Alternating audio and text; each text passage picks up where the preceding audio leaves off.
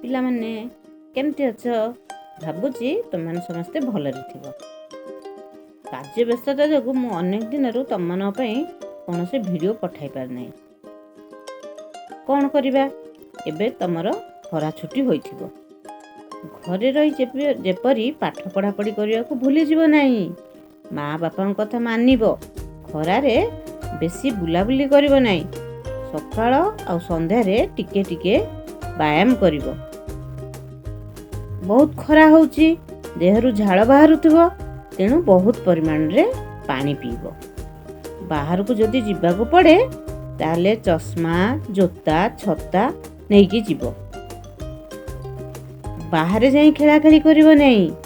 ଘରେ ରହି ତମ ନିଜ ଖେଳନାରେ ଖେଳିବ, ନହେଲେ ଲୁଡୁ, କ୍ୟାରମ୍, ଚେସ୍ ବାପା ମାଆଙ୍କ ସହିତ କି ଭାଇ ଭଉଣୀଙ୍କ ସହିତ କାହା ସହିତ ମିଶି ଖେଳିବ।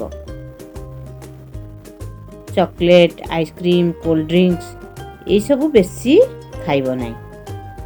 ଏବେ ସ୍କୁଲରେ ତୁମକୁ ଖରା ଛୁଟି ପାଇଁ ସବୁ ହୋମୱାର୍କ ଦିଆଯାଉଥିବ, ସେସବୁ କରିଦେଉଥିବ ବୋଲି ମୁଁ ଆଶା କରୁଛି।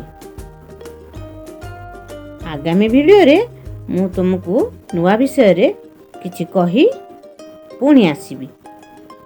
ରହୁଛି।